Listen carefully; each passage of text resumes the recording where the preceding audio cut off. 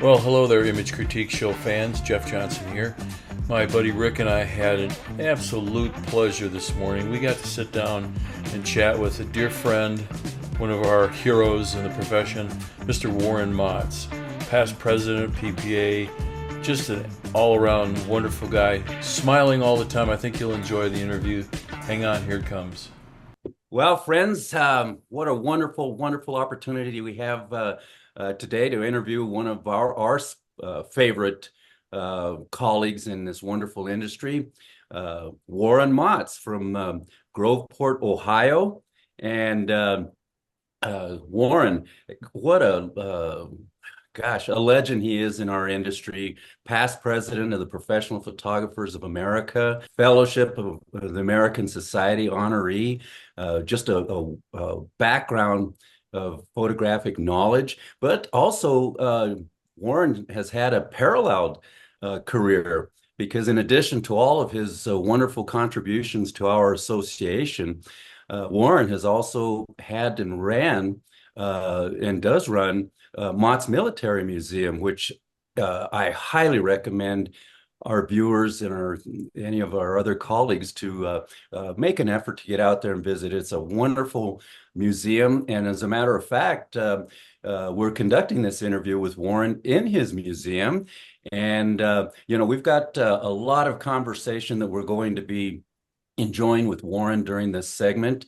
So to get things rolling, Warren Motts, dear friend, thank you and welcome to our show. It's such a pleasure to have you, Warren, and interesting that what we have behind you in your set is just a very small portion of your museum, but it's the Western collection, I understand.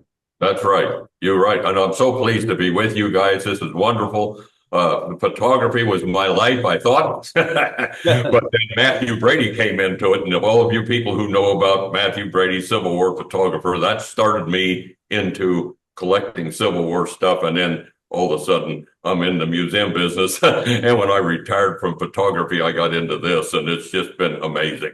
And we cover wars. Well, it seems like it's been a really great fit for you, photography and your museum, because your museum covers how many different eras in United States history, Warren? Well, it goes from the Native American Indians up to Desert Storm, Desert Shield, Iraqi Freedom. I got Saddam Hussein Civil War in China back there. And I got stuff from all the wars, which I've been collecting. As far back as the Revolutionary War, correct?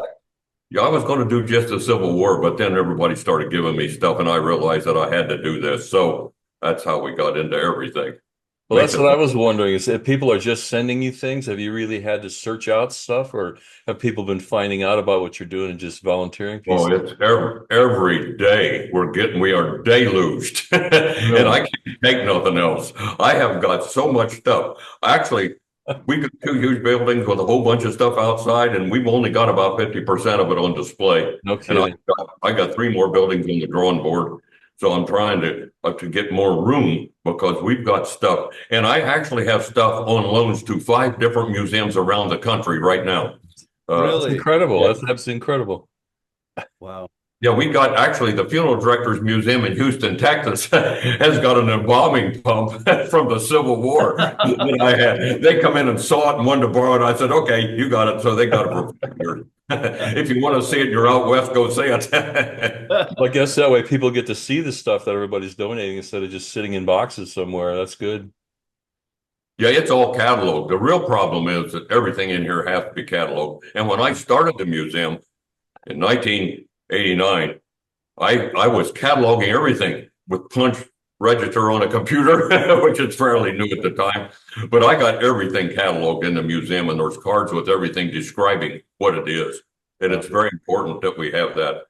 They've been systematically videoing me through each case right now, recording all the history, because every single piece has got a story about how I got it. So kind of interesting thing going there too. Well, you know, Warren, you just mentioned one word that I think sums it all up, because it's very interesting, fun, and educational to go through any museums. But I think the key word that you hit is that these artifacts and these pieces are important because of the historical value. Would I be correct in saying that? Oh yeah, absolutely. We talk about people.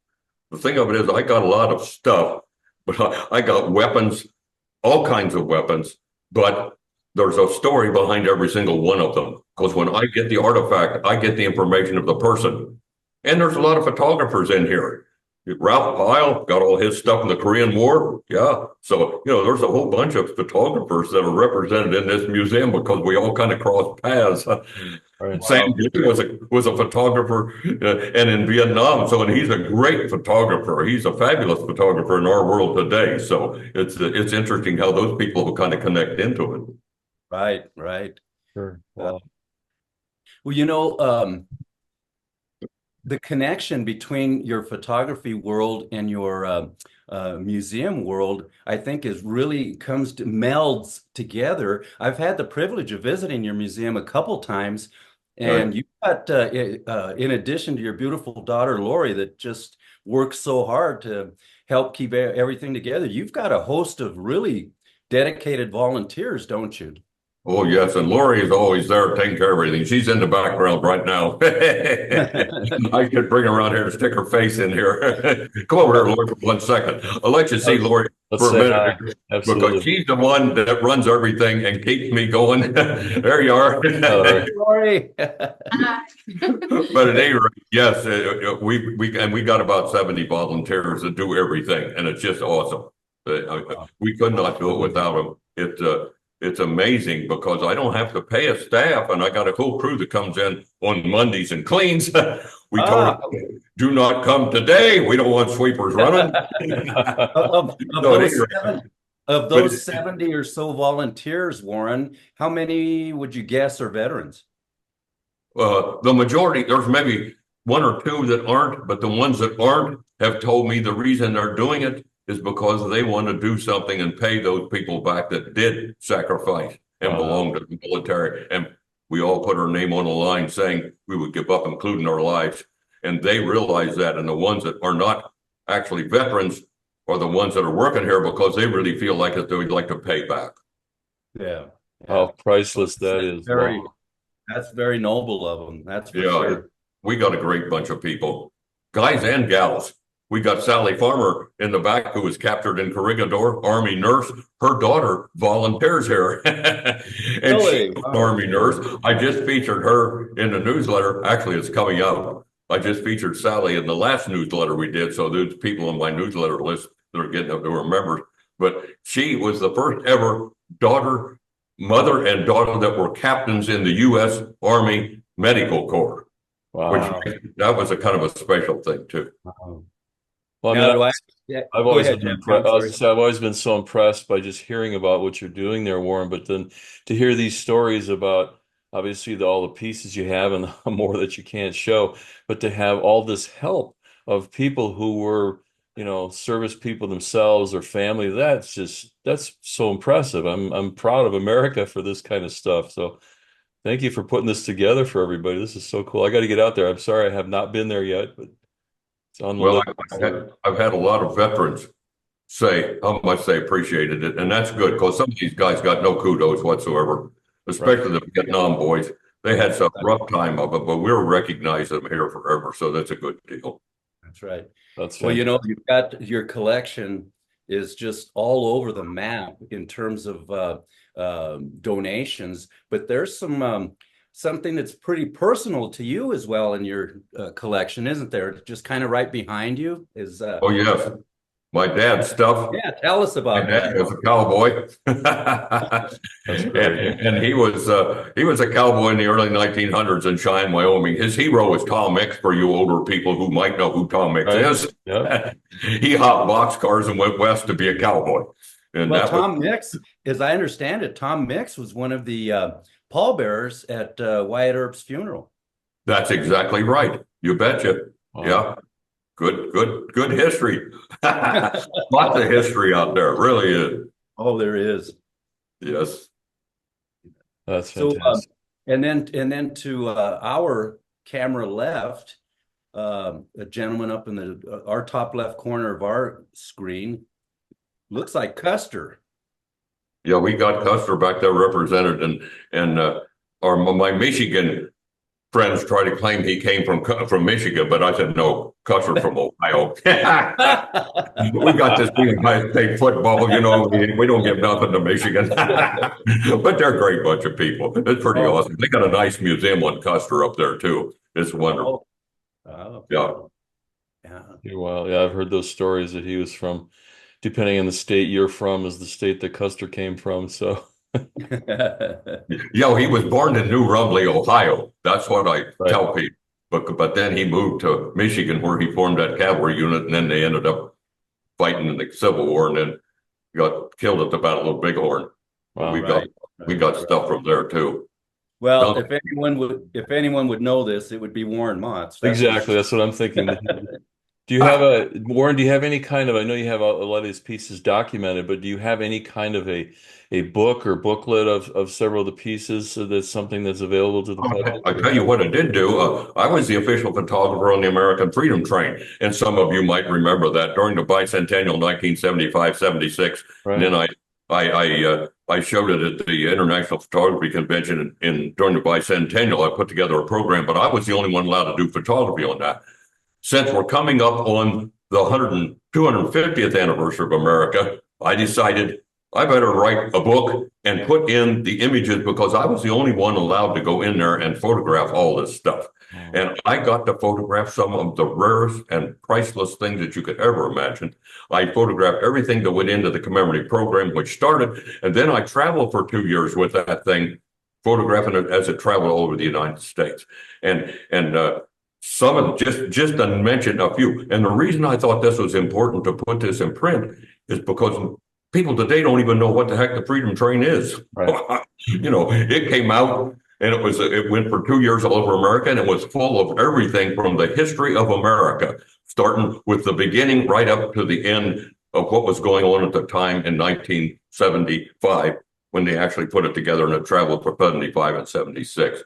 I was actually holding George Washington's copy of the Constitution. I had Abraham Lincoln's Emancipation Proclamation, Franklin Delano Roosevelt's Declaration of War on the Japanese. I'm photographing all this stuff, and you guys can just imagine. Here I am, loving history, and I'm trying to photograph this stuff, this job done, and I got to do it right. And I did it on transparency film. It wasn't digital. Goodness. This whole thing. And I was shooting Polaroids in the daytime, and at night they were laying out the program in the room as we were progressing, photographing the stuff that was going in that program. I photographed Robert Redford's suit and the stained Dorothy's dressed in the Wizard of Oz and all this neat stuff. A.J. Foyt's helmet. I had Hank Aaron's ball and bat I was swinging around there. Nice. John Wayne's hat and eye patch from True Grit, a bunch of stuff. John Wayne gave Ross Rowland the idea for the Freedom Train because John Wayne was his best friend. And I got a Winchester that was John Wayne's and his, and Ross gave me all his stuff, which I'm getting ready to try to put into another wing as well when I get time to do that. And money, all we need is dollars. Yeah, minor details. But I decided to write the book and get it out. So it's already out. I did it, but and I was just going to do it with each car, which were 10 cars full of artifacts. I was just going to do that, the interiors, but they said, "Oh no, tell those stories about how you got all this stuff and photograph the archive things and did that, photograph the engine and everything else." So it's a pretty interesting thing. It turned out real nice. How long a project was that for you? The book. I'm sorry. How long of a project was the book? Did it take? Well, interesting. I hired a writer, and this writer wrote it, but then when I got it after a year, I got the copy and it was all over the place. The guy didn't seem to be able to put it in chronological order, which was very important to me about how I got involved and what I did. And then as I was traveling on the train, and then when it ended, and all this stuff had to be a story.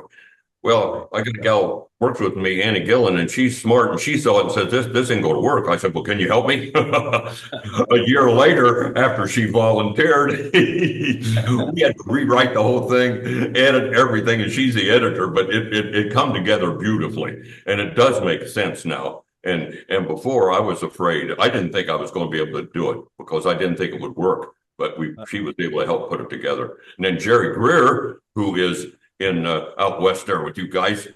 He was worked for Hawkeye Institute. He was an instructor at Hawkeye and was in the PP of A for many years. And Jerry took all my images, digitalized them all, which was amazing. And he did that years ago. And when I decided to do the book, I called him on the phone and asked if we could get some high resolution images. And he said, "Oh, yeah." And he says, "I'll work with you." I said, "Okay." I said, "What are you doing now?" He says, "Well, I'm retired, but I'm publishing books." I said, "Uh-oh, this is good." So he literally laid out the book a page at a time. And with the different, and we went through thousands of images, and you guys can appreciate this. Every one of them I want in the book. I mean, I remember, sure, that's what we got to have things in the book. And Jerry says, "No, you got to keep the pictures big." A whole bunch of little ones. So he was instrumental because Jerry really made the difference between it, because I was wanting to put everything in there, and he said, "No, we can make this really look good in big images." So, and we did George Washington's copy as a whole page showing what it like, recrossed out stuff and then changes, which is really amazing stuff. That's great. Is this book available to the public anyway? Yes. You can get on my website and get it through my website, which is www.mottsmilitarymuseum.org. And I'll add all of this information to the end of the video for all our viewers as to how to take a look at Warren's website and all that he's doing and the museum and the book and such. So we'll make sure we add that for all of you viewers.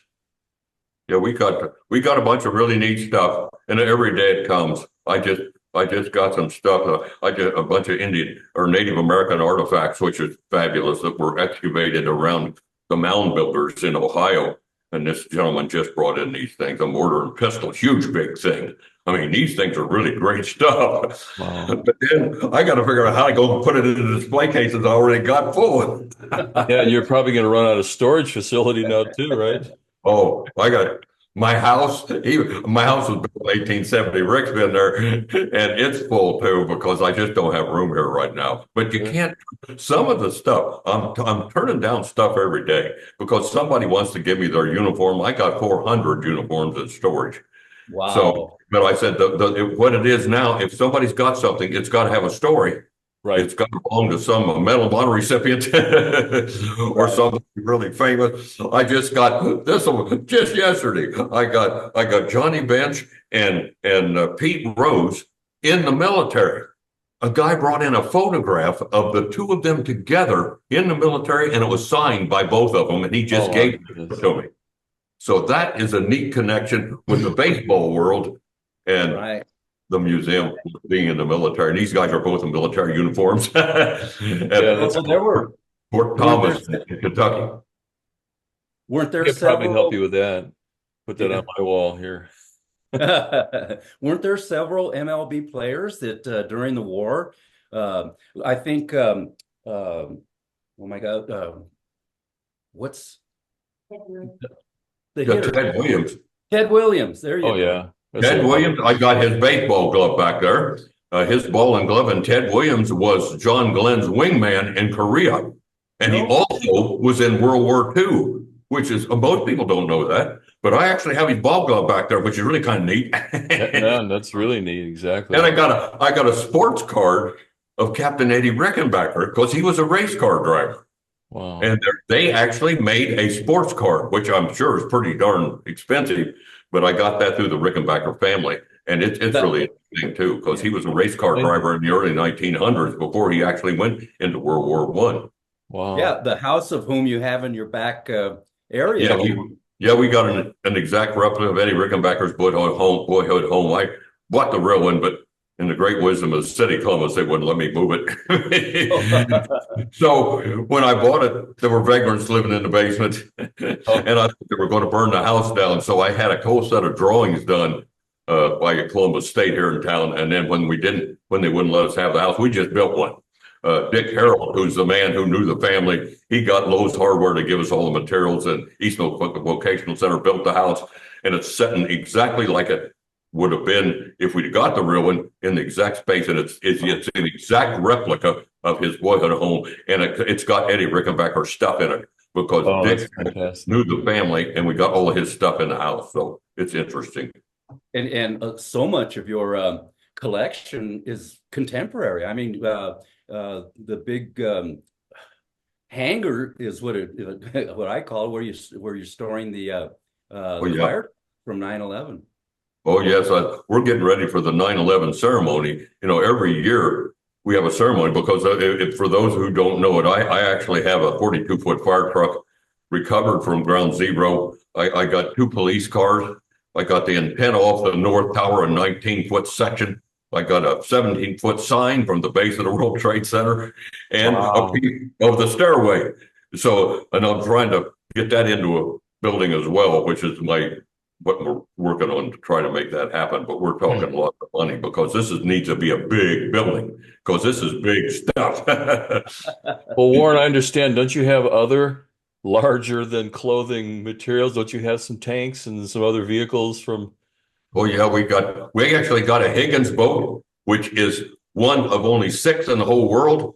And the D-Day Museum in New Orleans does not have a real one. We got a real one. And it was in 7 assault landings in the South Pacific. And the man who was the driver of the coxswain, I've got all his stuff in the museum as well. And he got the Silver Star for bravery driving that boat, which is an amazing thing because it was in 7 assault landings in the South Pacific and it's intact. And the Higgins grandson said it was the best Higgins boat in the world. So it's kind of a neat thing. I just got goosebumps from that story. So, guys, you got to go visit his museum. This is absolutely amazing stuff. Absolutely. There's just so many different things.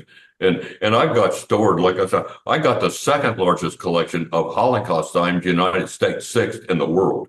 And it was written by the guy who appraised it. And I got it from a man in Kentucky who, when he passed away, I worked with his wife, and he was a liberator of Dachau. And I was able to get all the stuff. It was appraised at a lot of money, but I had two families that paid for it. So I've got it. So now it needs to be displayed. 250 items, rare stuff you've ever seen. But there's just so many things and I'm so glad that I can save this stuff because the people in this museum, the ones from our past that are all gone, they can't talk about what they did. And everybody forgets that, but I can carry that torch and I Yeah, can tell the story of these people. that's that were- exactly what I'm sitting Wonderful there job thinking. of- Pardon me?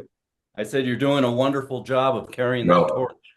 It's I didn't know I was going to do this. I'd still be involved. Well, I still am involved with the PPMA, but I'd still be doing photography, I think, if it hadn't been for all this. And it just evolved with studying Matthew Brady and figured out how in the world he did all that stuff. Then I did a thing on Matthew Brady for the American Society of Photographers during the COVID thing. I did the thing because I gave programs on Matthew Brady all over the country when I was a photographer, because that was my link between the photography and into the history part of it and the military, because Matthew Brady photographed the American Civil War. He was the man who got the idea to start the whole thing. Unfortunately, he lost $100,000 of his own money, and I didn't want to do that. And coming from photography to this, I put all my own money in it in the house, if you remember. Rick, you were at the house when it was in the basement of my house, because I had redone that whole thing and made the museum there to start with. And then a lawyer in downtown, a prominent lawyer, gave me the building and these 5 acres of land. And he was on my board when I first formed the museum. So that got us here. And that was how we started expanding.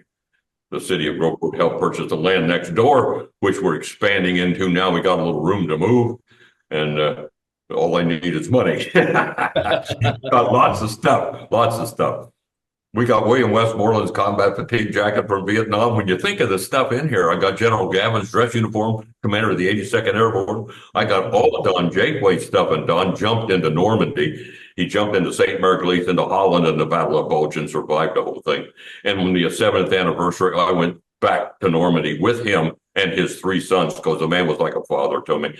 And it was an awesome experience just to go there and see. And I was underneath the tree he landed in on D-Day. And we got pictures of it. And I got all this stuff in the back there, which is amazing. But there's so many neat stories about every one of these people in here. Yeah, Well, it and you sounds know, like you got quite the book there. Tell us, what is your favorite story out of all this stuff? Do you have one? My favorite story, Jiminy Christmas. Putting you on the There's spot a there. lot of favorite stories. One of my favorite pieces is the flag of the 17th Pennsylvania Cavalry. It was in the middle of Pickett's charge. And on July the 3rd, 1863, 12,500 Confederates come across this field heading for this clump of trees. And in the angle was this unit, the 17th Pennsylvania Cavalry with Provost Guard. They were supposed to be in there helping, and they were horseback troops, but they got off in hand-to-hand fighting. When the battle was over, only 150 Confederates got into that angle, and all 150 of them were killed, captured, or wounded. And they found the flag under the bodies of Pickett's charge. And it's the only flag in existence today of the 17th Pennsylvania Cavalry. And we've got it on display here. Pretty Amazing. but there's so many unique stories, one of a kind things. And I've got stuff, like I say, in 5 different museums all over the country right now. I've got things displayed because, and even the big one downtown, which was the National Vets Memorial. I got a bunch of stuff in it too, and stuff in Gettysburg, and then of course in Houston, Texas, out there. So we've got a lot of different things that we want to museums because we got some pretty unusual things. Well, it sounds like you got unique I'm sorry. pieces. I'll say it sounds like you have a lot of great unique pieces, unique little stories, not the big obvious one. Yeah, I've got an exhibit right now in the State House. I've taken a lot of my space stuff. They dedicated a painting in the State House to the Ohio astronauts. And the curator of the museum at the State House has worked with me every year. I got something on display in there because he just loved it. Because he comes in here and says, "Man, when we do something on World War I, can we borrow some?" I said, "Yeah." And right now, I've got 4 display cases full of stuff at the State House where from Ohio astronauts. Because some of you might remember Murray Getz from Texas. Murray was a photographer at NASA, and he got me on the inside when all this program started with Mercury and Gemini and Apollo and all that. And I got in there with him, and I got to know these astronauts and get all this stuff. So I got a ton of things that I have gotten from there. So, but you just don't know where it's going to come from. And now with my friends all over the world, photographers and otherwise, it's amazing. It really is. well, you know, to our viewers, if just this short period that we've been visiting isn't evidence enough of Warren's passion and his patriotism, I know I'm going to be putting you on the spot because you're such a humble man, but tell us about how the state recognized your patriotism just a few years ago. They awarded you Patriot of the Year. Patriot Award? Yeah. So, well, that blew me away. Well, they gave me the Patriot Award from the state of Ohio, and it was they give you a license tag with the word Patriot on it, on the plaque, and all this stuff. But I didn't think anything about this. But they give it to somebody who's continually being patriotic, and all of you guys who know me know how much I care about this country and the American flag and how important that all is to me. So I was very, very pleased that they recognized me in that way. My dad was these are police officers and firemen that get into this thing. And I was a volunteer fireman in the 1960s or 50s, actually. It was the 1950s and up to 60s. But that kind of got me into the world of that too. So it was kind of a neat thing. Well, any of our PPA members who have ever gone to an imaging or council meetings know that it just wouldn't be complete without your story before your recitation of the Pledge of Allegiance. And you always have a really good story to open up the well, and that takes work. And I appreciate them still wanting me to do it. And whenever they decide they don't want to do it, just let me know. But I love to get up there and tell them little short stories because somebody said you ought to put a book together with all them stories. Well, I never really thought about that over all the years. But I've been doing it since I was the president in 1990, and they've asked me to continue. So that was really kind of, even during COVID, we did it with a video.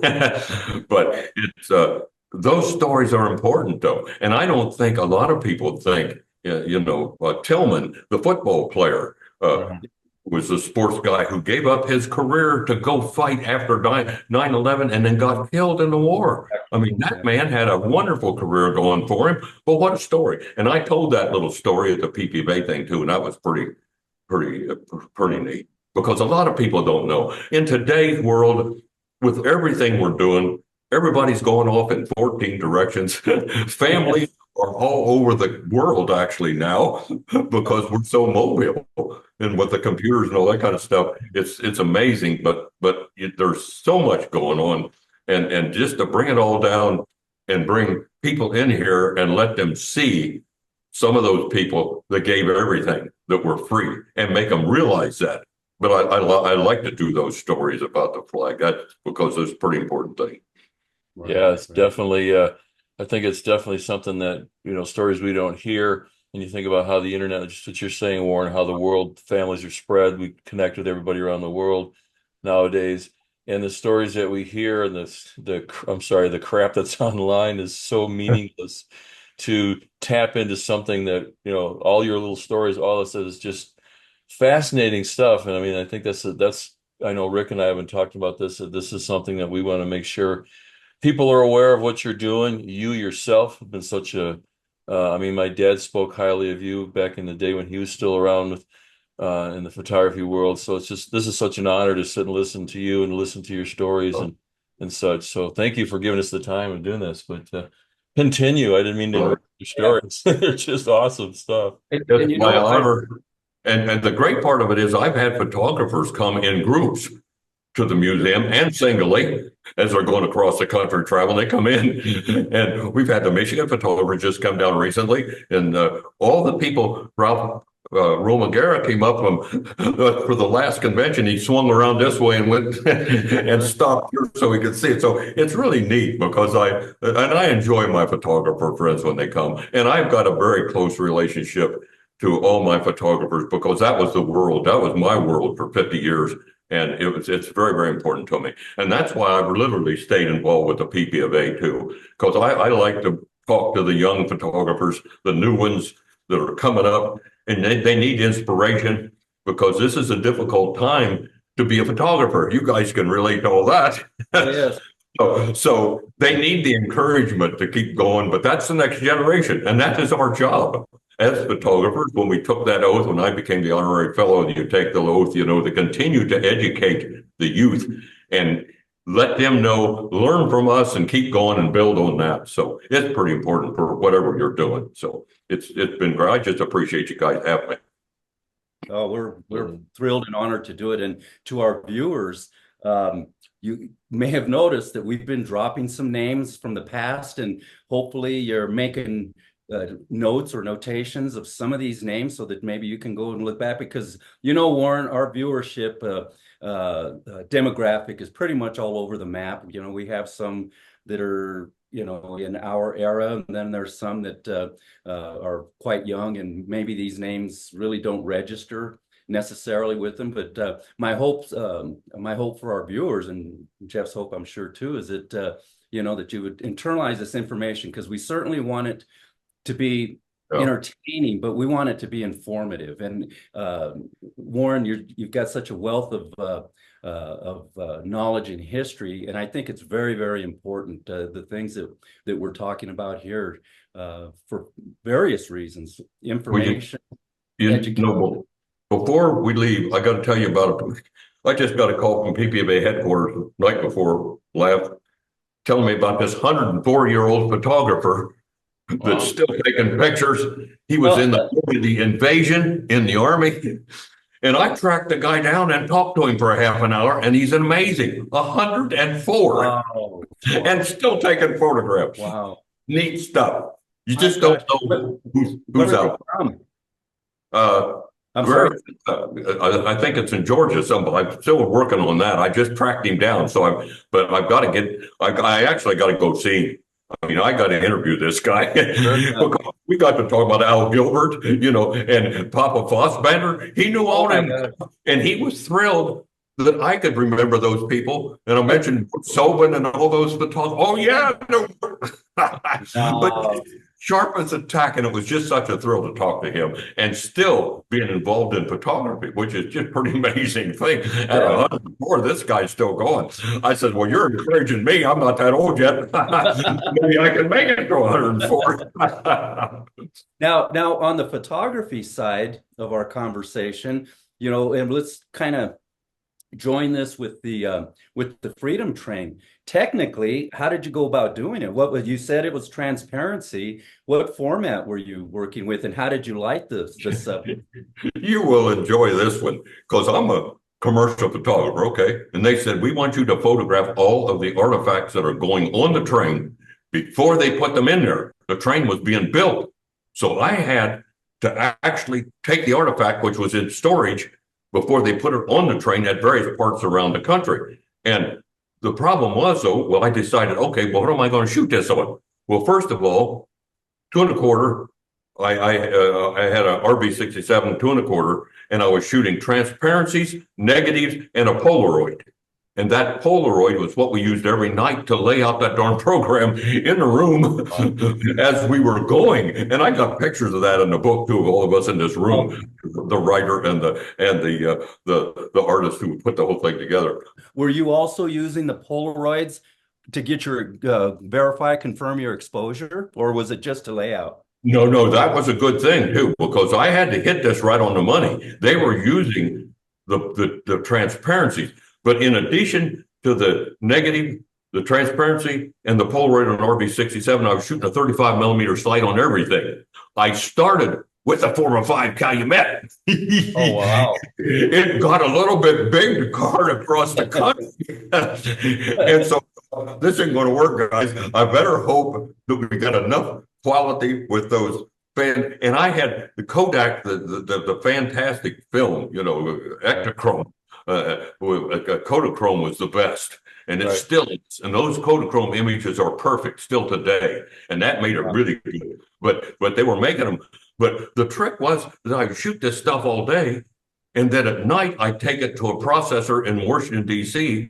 where we were, and we were at a hotel there, and I was flying out of the airport, going to all these different places, doing all this, and coming back at night. But every night I take the film. The next morning I get up, get the film to see, did I really get all those images? I had to be sure I was getting this thing as I was going, because, and there was no chance to take it twice. Right. And when I first went into the archives, they were not going to let me do it. But they finally decided that I had to do it, because we only had a month to produce this program.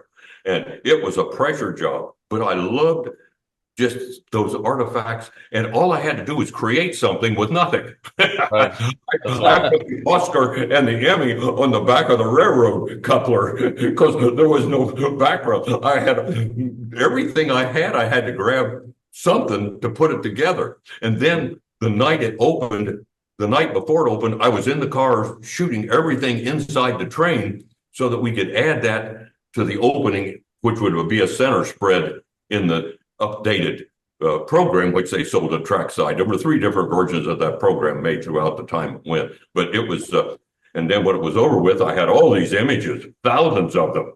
And I didn't know. At one point, they were after me, and you photographers will love this, because they said that you can't copyright those images. I said, oh, yes, I can. I said, when you paid me to do the photography in the program, that's fine. But the rest of that I did on my own for 2 years, traveling across America. And I copyrighted every one of those images, and they were using my photographs, and they would give me John Wayne. They said, would you put up make a certificate? And they give me their certificates, and I had a calligrapher make it up to John Wayne with a picture of his hat and eye patch from True Grit. And then they would present it to him wherever, and all these people who get donated stuff. Right. So they asked if they could do that. Yes. And I had all their lawyers after me saying, I can't do this. And I said, yes, I am. I said, I'm not going to do anything now, but someday I hope to publish a book. Well, it happened. And it was great, because it is copyrighted. And it's very difficult when you're in the middle of all this stuff. I mean, I'm trying to think, and my dear wife, Daisy, without her, Rick knew her, and she was fabulous, and I lost her of cancer, which was a disaster in my life, but she loved what this was all about, so I have to keep going. But she was the one, and when you read in the book, you will read She was taking care of Lori and Wayne. At one point, they all had the chicken pox, and they ended up. I come back from one of my jaunts out west, and I'm packing up my stuff, getting ready to go again, and I ended up going to the door, and she said, "You have to do this," and I said, "Did Brady have to photograph the Civil War?" And she said, "Get out of here." But it was great because I still had to work while I was doing that 2 year stint, and I had Bruce Muncie, who was one of my who was working for me at the time, and Bruce is the one that kept things going back in my studio. And then I had certain clients that wanted to work only with me, so I had to come back and do those. But it worked. It was one of those times in my life when I thought, I had only bought that business. I've only owned that business for about a year when all of a sudden this happened. And I told her, I'm going to go across the country and start photographing all this stuff, and I'm going to be working. She said, wait a minute. Work? No, it worked. And I did not understand, because photographers, when you're looking at a way to promote yourself and to, because every photographer's got to have an ego. Every photographer's got to say, we're the best in the whole darn world. We can do anything, right? Yeah, that's what you got to have. That's the mindset you got to have to be good. And so when all this is happening, you just got to do this stuff. I mean, I did not realize that when I did it, it was the best thing I could have done to promote the museum. I mean, my photo studio, because these art directors would bring in clients and say, hey, he was a photographer on the feeder train, because I had these pictures up in my office of the train. And they said, oh, he must be really good if he did that. So they used it to promote me, and I used it. I didn't realize that was going to be the fact, because I just wanted to do it. There was not very many things that I didn't want to do. There's a lot of stuff, guys. I just hope that we can get some of your friends out there and some of our photographer friends come visit me again, because I love to have you. It's great. And Warren, Jeff and I being, Jeff's one of, if not the best landscape photographer, I feel. I love portrait work, but doggone it, over the years, it doesn't seem that commercial photographers got the spotlight quite like the illustrative or portrait photographers got. And yet some of the most beautiful work I've ever seen has been commercial photography. It's awful hard. It's awful hard. But the part that I really loved about commercial photography, I shot a couple of weddings, and I thought, well, I don't want to do that. Everybody wants to look like Marilyn Monroe and Clark Gable. So, you're same with portrait photography. But at any rate, I decided I wanted to do creative photography. The best clients I had were people that understood. Just give me the product and tell me to do something with it, and tell me what you want, and I'll create something. And that's what I love to do. I did cover for magazines and stuff. It was awesome. When we say product photography, what gamut did it run? Was it literally everything? Was it food photography? Was it hardware? Was it or a combination of all of them? Well, it was everything. I did Bob Evans and Dave Thomas, and I did Wendy's, and I did all their photographs when they started. And a lot of the chains started right in Columbus. Arthur Treacher, you might remember that one. Oh, yeah. Yeah, I knew Arthur Treacher. But it was kind of neat because I did all that food photography, and a lot of it with hot lights. I had a 2000 quartz light. Wow. And ice cream, can you imagine? I was going to say, I was just thinking that. Set everything up and then bring in the real stuff and shoot that baby. But it was those kind of things. I did, and caskets. I would be in a plant working, photographing, processing Linux, making heating and air conditioning, and that night I'd be photographing caskets in the night. And glassware, beautiful glassware, honking glass, all that stuff. But caskets are extremely hard to photograph. If anybody, I know we got some photographers out there doing it, because the light interiors and the exteriors, and you got to balance the light out. Oh man, it was.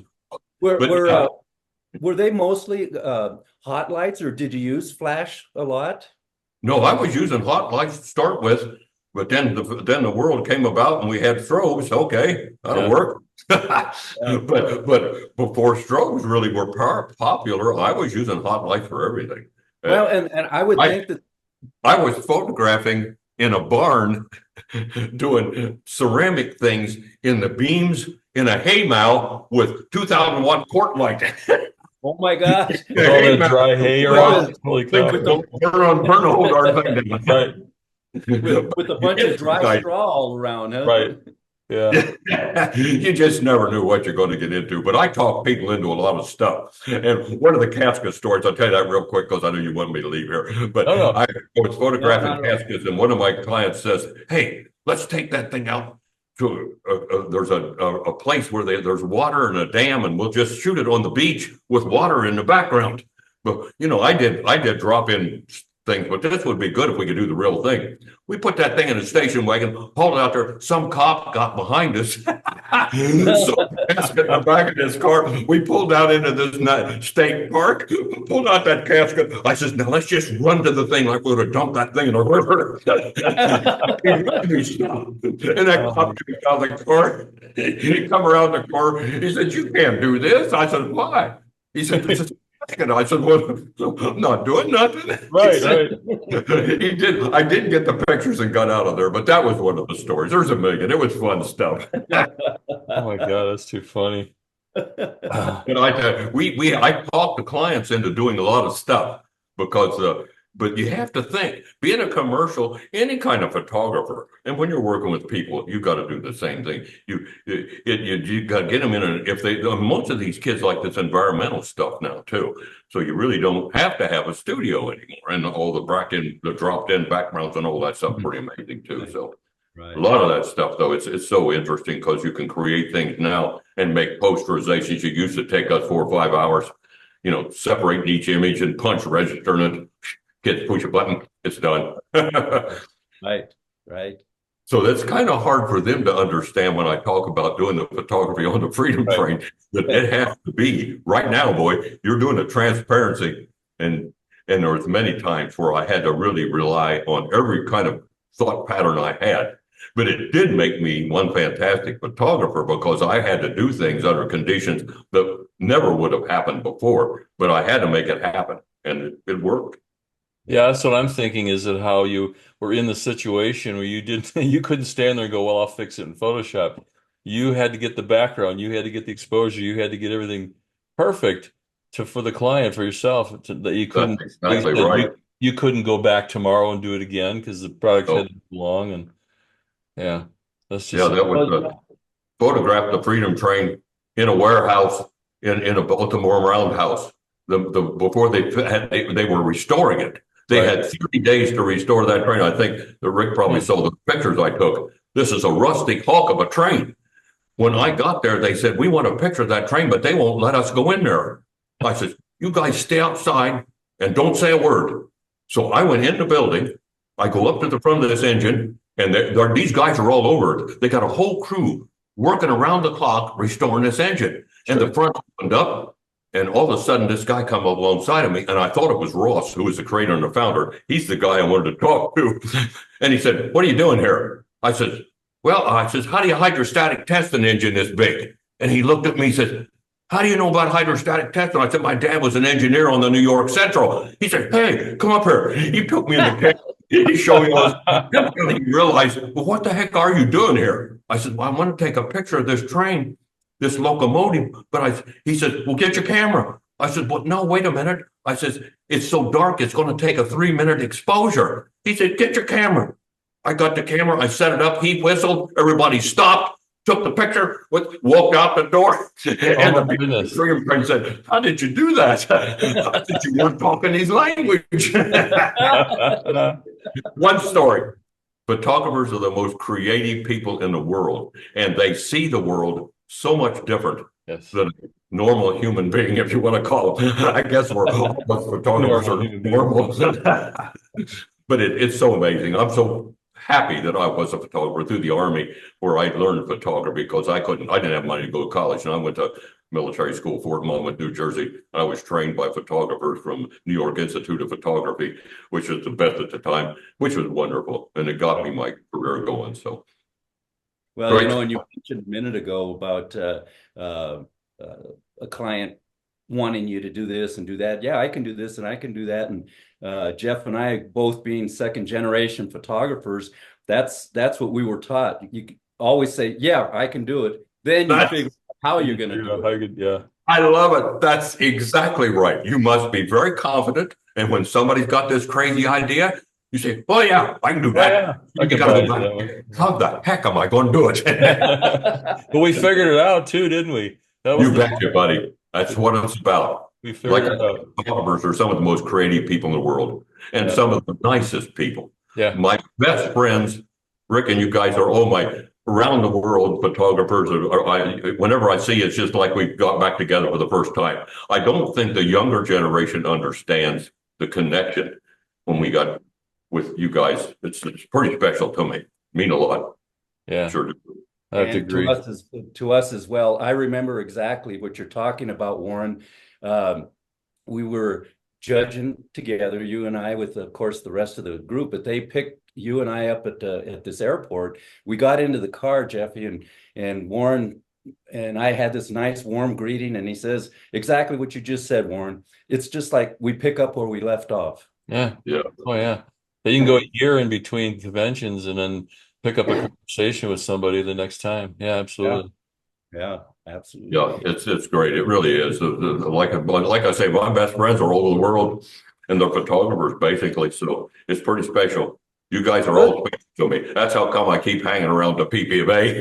Hey, we don't want you to ever quit hanging around. It keeps you young, right? Well, we'll do it as long as we can. That's right. I'll tell you what, Warren, let's have a little fun. Let's drop a name or two, and then your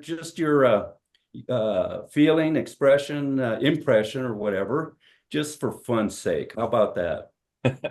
We'll start talk about putting them on the spot. Well, we appreciate it. With Ken Whitmire, and again to our viewers, you might want man. Yeah, Ken Whitmire, what a great guy. Duncan McNabb, I got stuff Duncan gave me. I got a branding iron from the ranch that Duncan's grandfather was on, and we think it was Custer's. He found it. Really? He found it buried in the ground. Yeah, and he pulled out and gave it to me. So it's a lot of connections, a lot of great things. We appreciate it. How about Ed Lobet? Oh yes, that great laugh. We'll know when we get to heaven, we'll hear Ed back there going. You'll know right where he is. He was wonderful. He really was. An old cavalryman. Most people didn't know he was a horse cavalryman. That guy was in the Axel Horse Cavalry in World War II. No kidding. I didn't know that. And they had him on a ship. They were taking him to Europe. He had already trained the horses, and they put the horses on one ship to go, put him on another ship, and the horse ship got sunk by the enemy. And so when he got to Europe, they said, well, we're going to put you in a new unit called tanks. Oh my gosh. Wow. So the cavalry went from that into the horse cavalry to the cavalry. Did he serve under Patton? Do you know? Pardon me? Do you know, did he serve under Patton?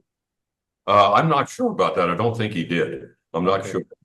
I've got a lot of guys in here that did serve under Patton, and a lot of them either loved him or hated him. Right. Well, and you mentioned Adolf Fassbender. How about Gerhard Bacher? Oh, yeah, we talked about that. That little 104-year-old guy. Yeah, we were talking about Garrett. I said, he was the smartest man I ever met. That guy was a genius when judging. You judged with him, haven't you, Rick? Yeah, I'm pretty sure. Because the first time I ever judged was with Gerhard. Yeah. And man, was I scared. I was just going to say, talk about being intimidated. Oh, my. Well, I'm going to tell you this story real quick. I'll let you go because I don't want to keep you. You can cut it out if you have. No. My first judging ever was with Gerhard on the panel, and I'm sitting there, and this picture come up, and everybody punches in a number, and I put in 65. Gerhard challenged it. He gave it an 89. Ooh.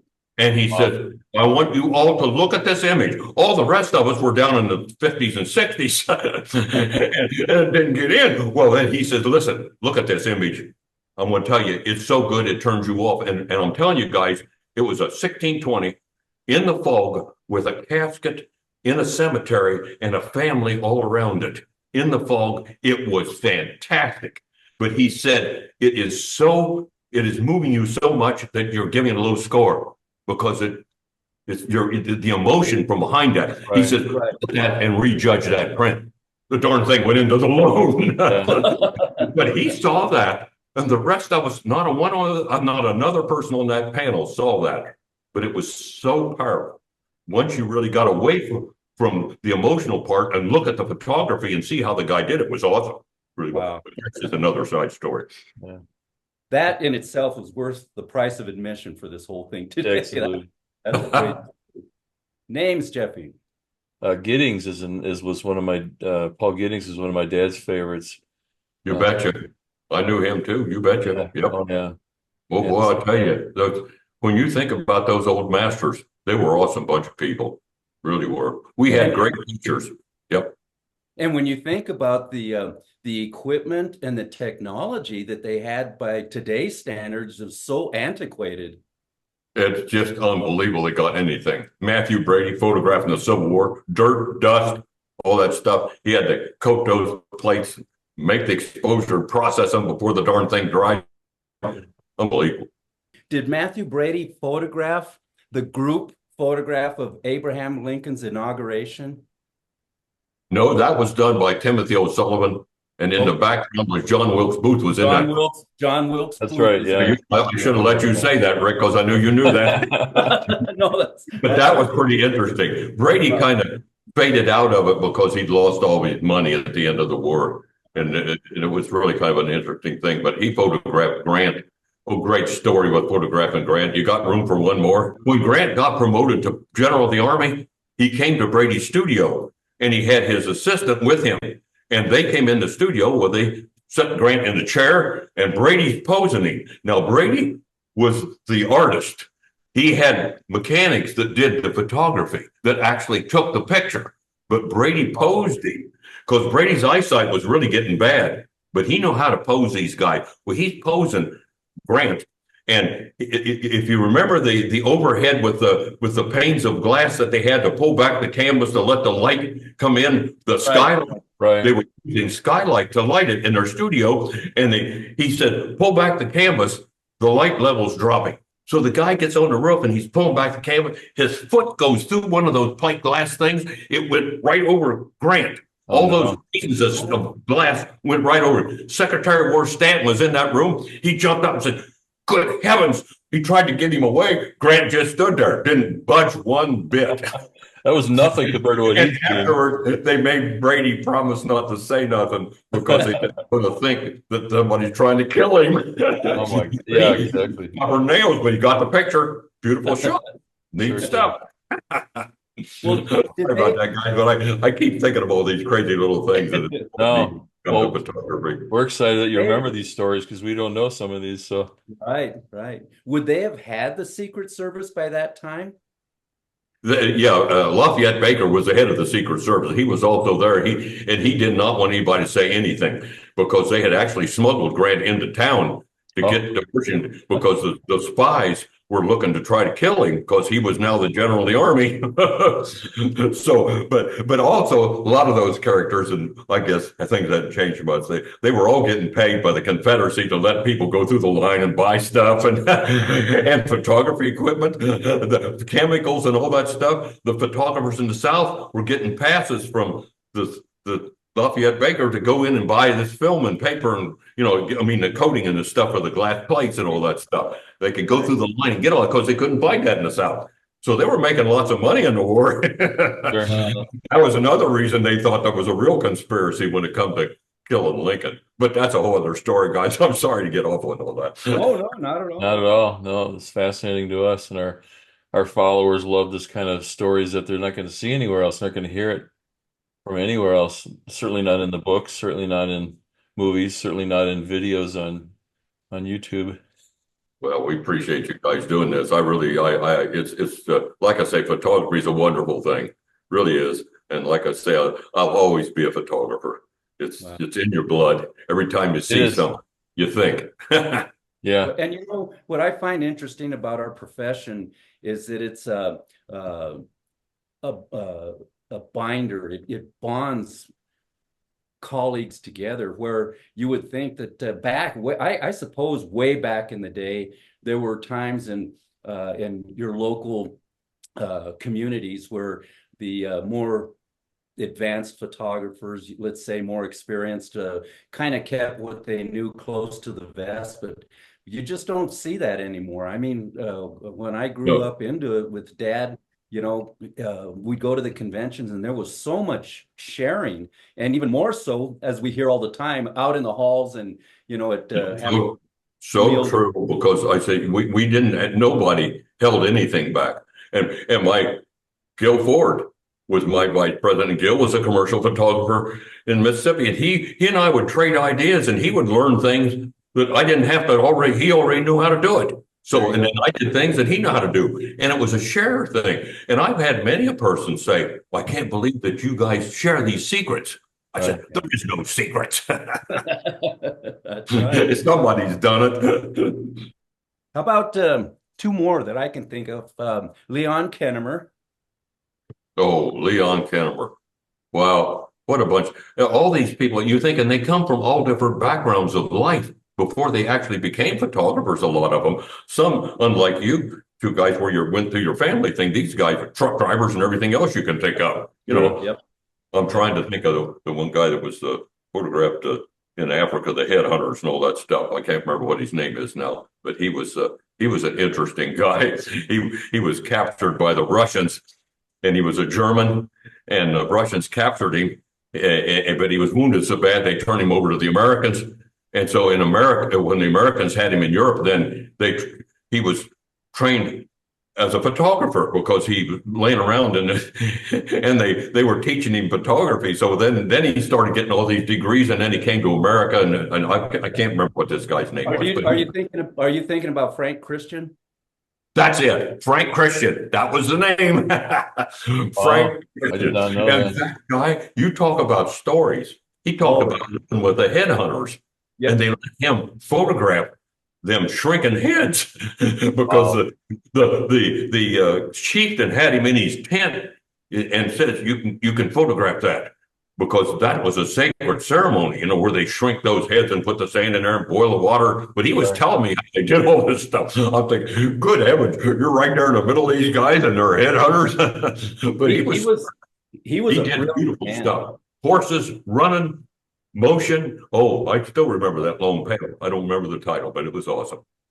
Yeah. Interesting stuff. And I shouldn't tell this story, but the title, and that the title has a lot to do with people looking and thinking. Well, out of all the thousands of images I ever judged, the one image that I always remembered, and I was the jury chairman, I had to shut the panel down. They went crazy when they saw this picture. They swung this picture around, and the title of the picture, it was a little dog in a corner with his leg up, and the title was Shih Tzu Happens. Everybody died on that.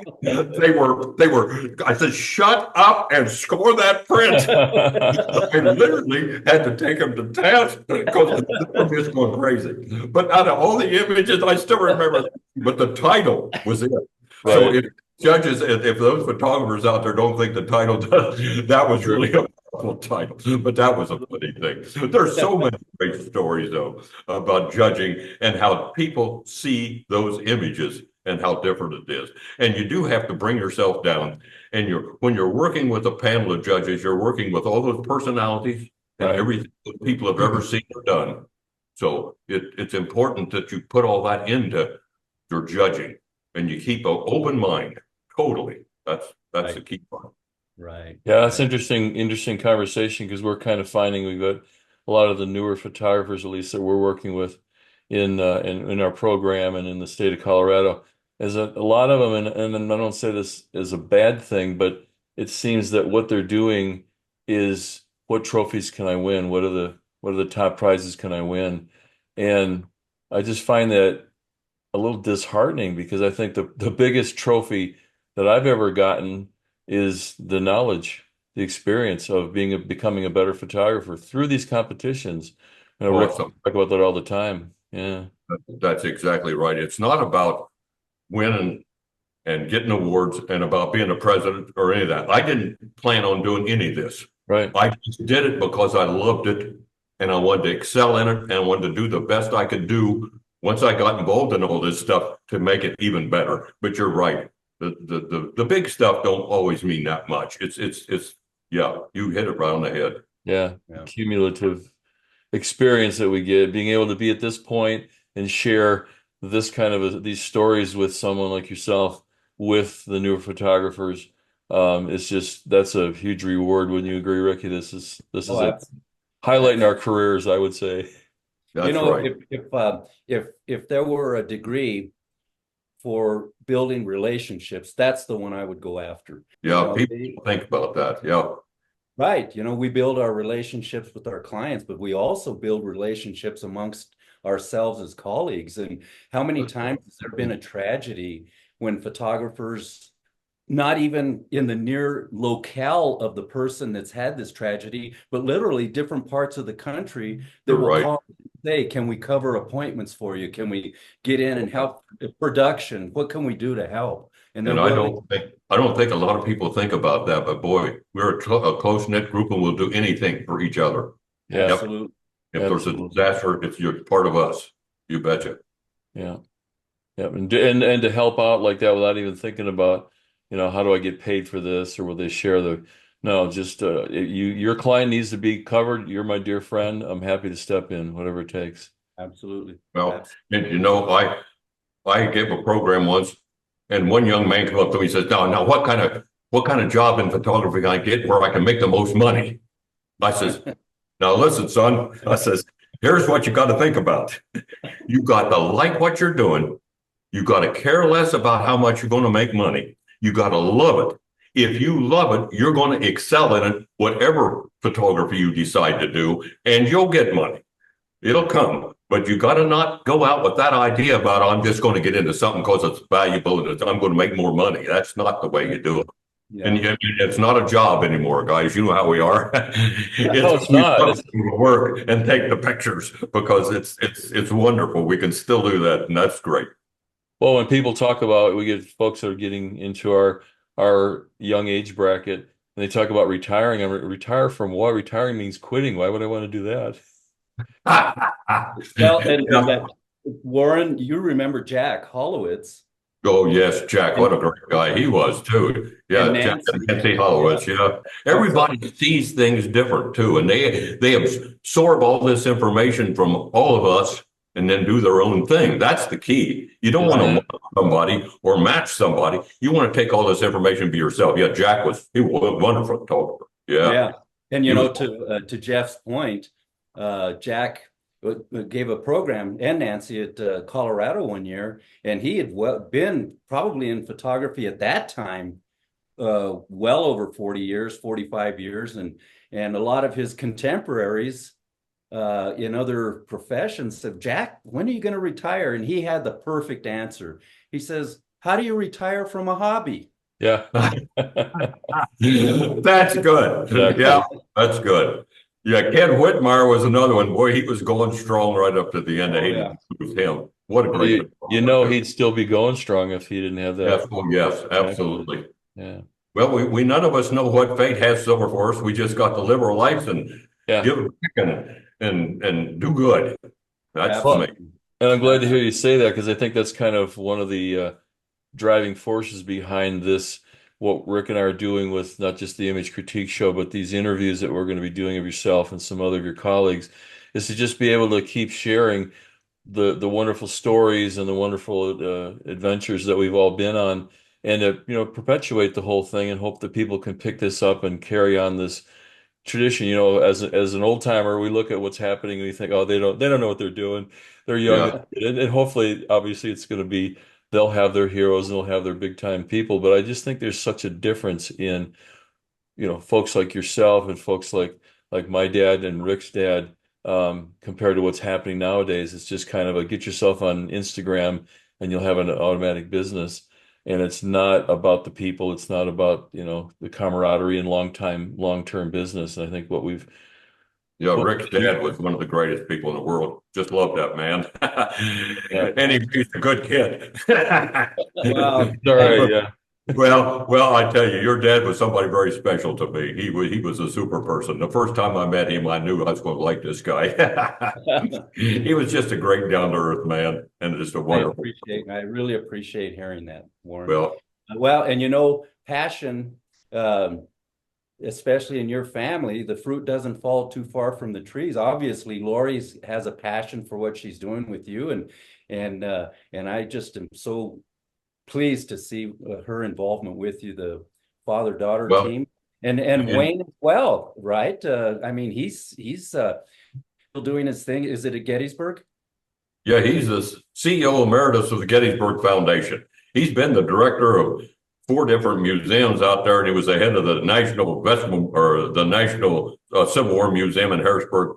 Then he came to Gettysburg and became the CEO of the Gettysburg Foundation. Then he decided that I want to give, they wouldn't let him give tours because he's the CEO. So he became the emeritus CEO of the Gettysburg Foundation. Now he's their spokesman. When you get on there, he does these YouTube things for the kids, like you guys are doing every day or every week. I think he does 2 or 3 of these things. But yeah, which has made it good for me too, because he wants to write books and he's also helping Lori. The two of them were great because Wayne has helped me since I started this museum because I didn't have all the degrees in them, which they do. I don't.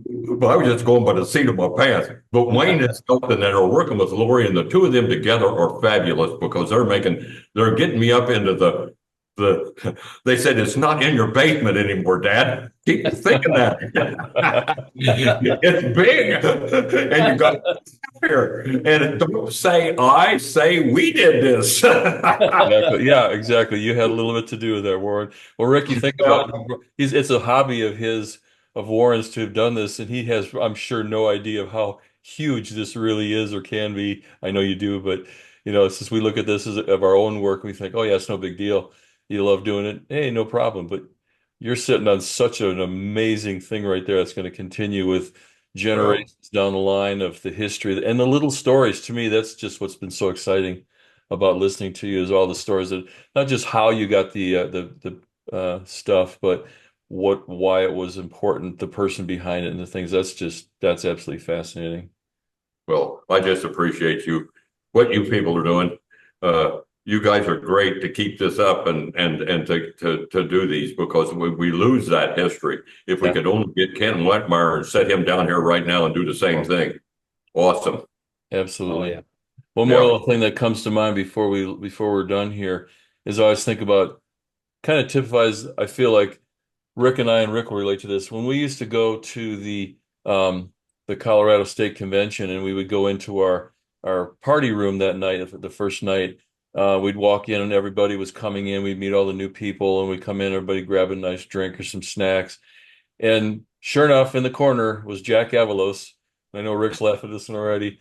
He's sitting in a chair, and it was just like that scene in Animal House movie where the guy's sitting there playing the guitar and everybody's sitting around, So Jack's sitting in the corner in this chair telling stories, and he's got people sitting on the floor looking up at him. He's got people hanging That's so true. I love that. Exactly. I mean, that just is. I've done that. Well, I'm sure you have. That's what I was going to ask. Yeah. Oh, yes. I sat there. I can still remember very vividly. I think it was one of the last conventions he went to. I spent a long time sitting there just with him, and I forget where we were at, but I still remember that. And that's right there. That's what it's about. Listen to these guys talking. It's amazing. It was not unusual for us to be in these hospitality suites till literally 1 or 2 o'clock in the morning or even later. And it wasn't that we were partying. We were just having a good time sharing the experience with each other. Yeah. And my thought process was, you know what? This only happens, our state convention, once a year,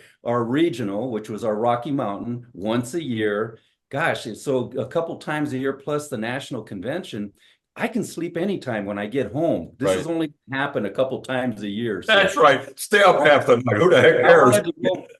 Right. You're so right. You're so right. It was very, very special just to get in the room. And sometimes the guys would bring their guitars. Oh yeah. And shows, or I got a blank real quick here. My buddy out west there too. Gabe, plays the guitar. Gabriel. Oh, Gabriel Alonso, yeah. Oh, Yes, Gabriel Alonso. Alonso. I had no idea that guy could play the guitar. He's good. It's awesome. Yeah. So that was a kind of a fun thing too. If you get together, it's like family. You're absolutely right, Rick. That's what it's like. Well, Amazing. in our case, after we lost Jack, Rick was the one that would take over that position. Except Rick would sit in Rick would sit in the chair and tell his jokes. So that was our always laugh. Rick's the joke master, the storyteller. Anyway, Great stuff. Great stuff. Lots of memories, guys. Good Oh, stuff. absolutely. And I'd like to think more to come. absolutely too. Yep. You betcha. We're You just betcha. sharing what we've heard, what we've experienced, and putting that forward and hoping that, it'll keep going in the future long after we're all gone, that there'll still be others who will want to share not necessarily what we've done, but all the other wonderful photographies and stories along the way that just You to betcha. perpetuate this whole beautiful art that we're doing. So, Rick, anything else you want to say in closing? Yeah, I just want to obviously thank Warren and Lori, and to our viewers, a special thank you.